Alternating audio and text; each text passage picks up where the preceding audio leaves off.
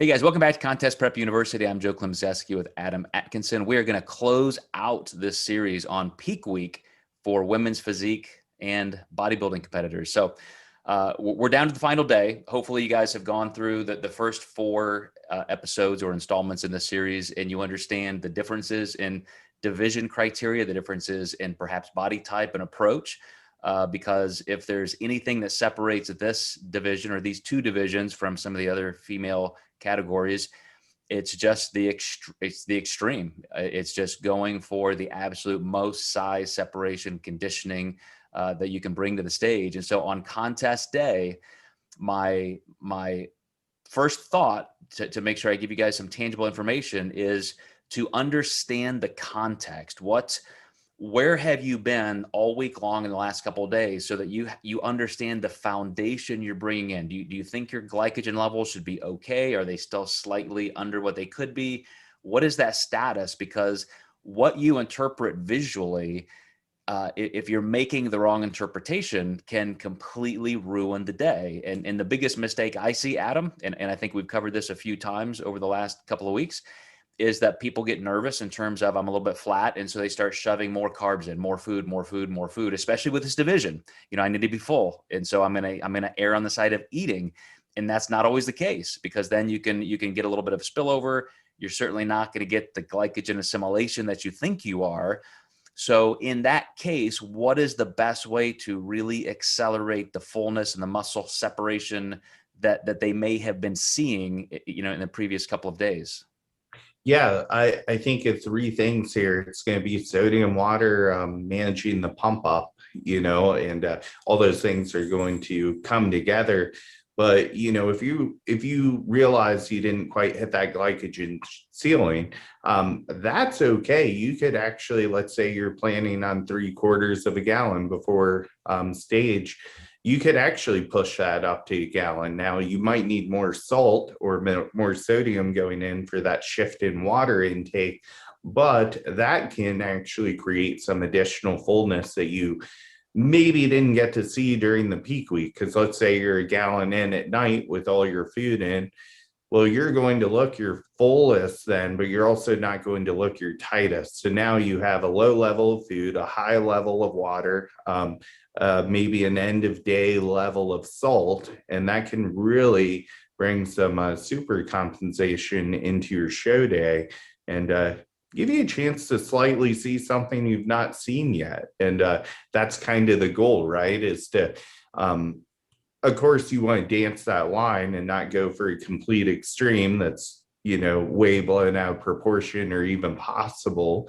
But you do have to keep in mind what is possible with sodium, water, food. I think sometimes people have unrealistic expectations on what peak week actually looks like. But you can catch up by pushing water a little bit harder, pushing sodium up a little bit higher as well. That's a point I don't think I've ever specifically addressed in Contest Prep University, and that is that the amount of time that you can start seeing real physical change with something like just increasing water is very quick, especially understanding that, you may think, okay, I'm almost at the end of my pump up. They're calling my class to line up. I can't do anything. But the amount of time you're standing in line and getting on stage and maybe waiting for your walk or your routine, especially in bodybuilding. And then when you get out there for a pre-judging experience where the judges are moving around and you're posing, you could have another 30 to 45 minutes where whatever you have taken in backstage is still having an effect. And I personally experienced this in the last year I competed. I was going into a night show, and I just felt like I was kind of flat. And if I get flat, I get a little squishy. My skin is getting thicker. So I look not only flat, but I look like I'm, retaining water. I look like I'm spilling over. And the one thing I did was I slammed, I think, 3 or 4 bottles of water. So probably close to half a gallon of water, just one after the other. Like in 60 seconds, I had taken in probably a half a gallon of water, and then started going through my pump up and so forth. And I could just minute by minute seeing my body getting fuller and fuller and fuller and fuller. And of course, that was then drawing in the skin, stretching out the skin. And then I got those photos back, from being on stage. And I'm like, wow, that, the difference between how I look backstage at that moment and then 30 or so minutes later on stage was just night and day. Something that carbs would have never been able to do, no amount of food. As you said, maybe even a little bit of sodium at that point would have helped, but I probably had enough from my warm up, pre-pump up meal. But that's a huge point that I think a lot of people miss in managing contest day, is how powerful water can be as your quickest substrate, sodium complementarily so, and then food, and food is just gonna, it's probably not even gonna have that much effect. It's probably just the hydration and the sodium in the food anyway. Absolutely. Yeah, I'm really excited because I'm actually getting ready to talk to one of my competitors about just a little bit of a different show day nuance that we've never tried, and I'm 95% certain it's going to make her absolute best on show day. I'm really excited about it.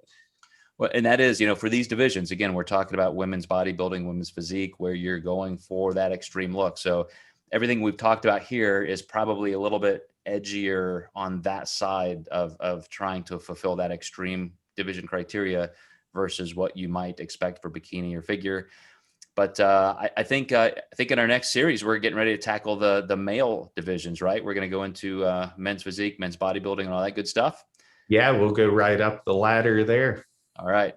So I hope you guys enjoy this series, and you're digging deep into the differences in all the different contextual variables that you may need to consider moving from division to division, even if you're somebody who crosses over from one to the other. But we will see you next time in Contest Prep University.